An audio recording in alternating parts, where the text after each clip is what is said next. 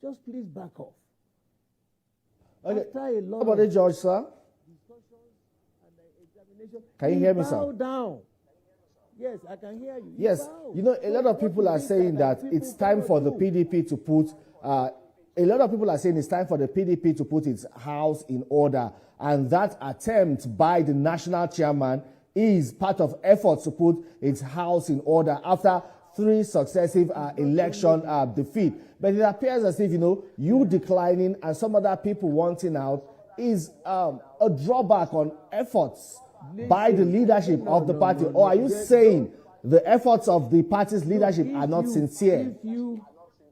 No, that's not the issue. When you have an issue, I have been look, the founding fathers handed over to my own generation. I was one of those elected on the first elective convention of our party in 1999, December. And we knew what they handed over to us.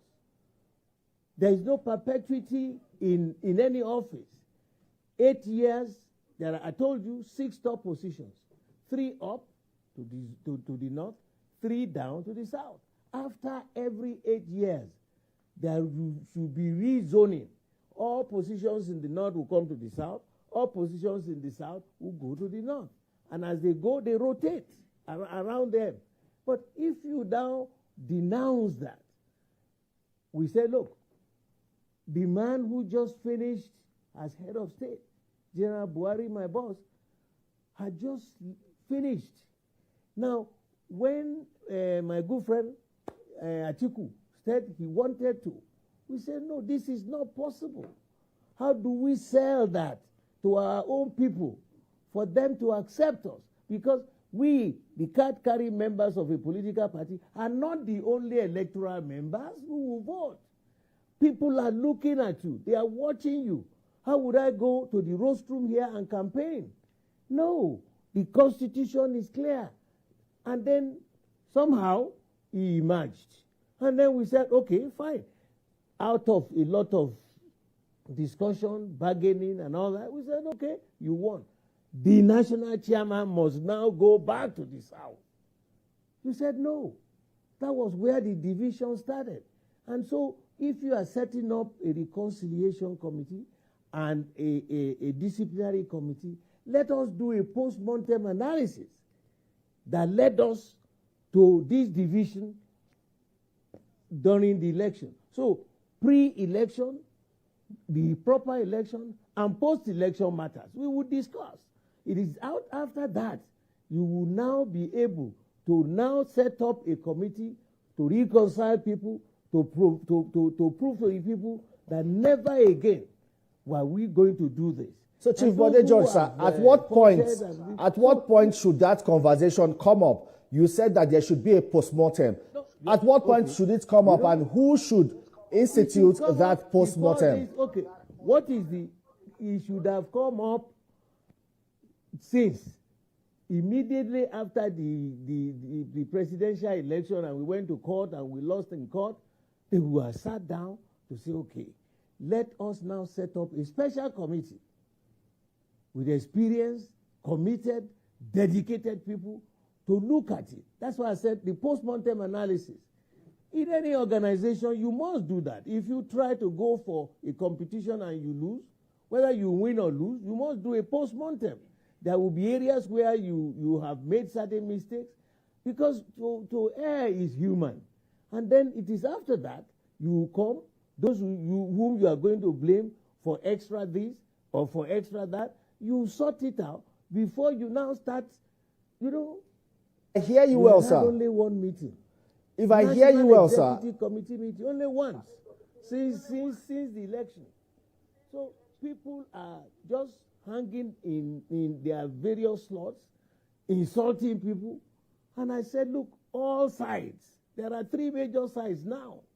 We can't go to war divided. We cannot. We cannot give a Chief Bode George, punch. Chief Bode George, sir. Looking at what happened, who created this, who did that, to avoid the pitfalls in the future. Yes, if I hear you well, sir, you mean then that the leadership, Chief Bode George, just allow me come in here quickly.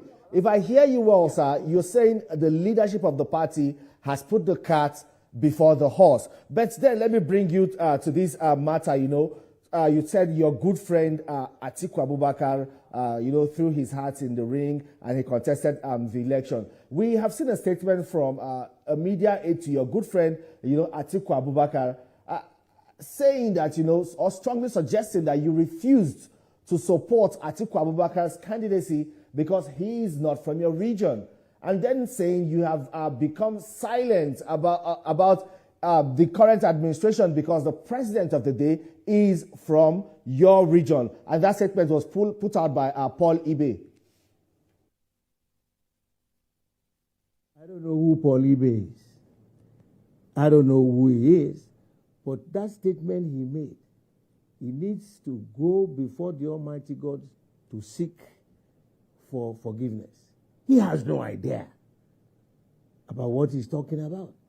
When Buhari contested with Atiku Abubakar, they came to the Southwest. I was in the forefront because at that time, the zoning gave the North to present a presidential candidate. I knew what I did here in Lagos. I knew what I did, even for the First Lady, his first wife, what we did here. Because we followed the party's constitution. So whatever the Ibe, I don't know who he is. He wasn't there. To Alhaji Atiku Abubakar handed over the concept of operation of the party. And I just read to you that particular section of the constitution of our party. That was not held on to. And I'm appealing.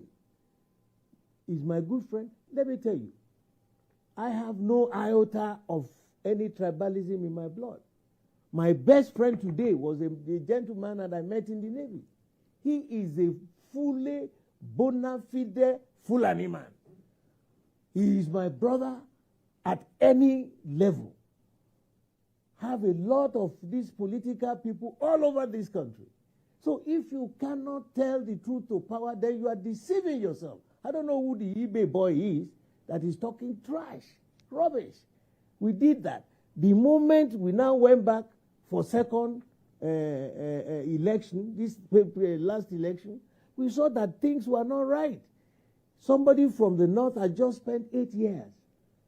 How can we now support another somebody from the North for another 8 years? No, it doesn't work that way. They manipulated this. We kept warning them, don't do this. It divided the party. And so we divided our votes, and then we lost. So how do we go forward? We must set up a committee to look into the real election and the post-election so that we can prepare ourselves. Look, the percentage of card-carrying members of the party, how many, what is the percentage in the population of those who physically go let me again quickly ask you this before we leave. The pitfalls of the past. And it is so disingenuous. Chief Bode George, I would like to ask a question quickly because of time. We also saw a statement from an elder statesman, Chief Edwin Clark. He was weighing in on the issues in the People's Democratic Party, and one of his suggestions was also for the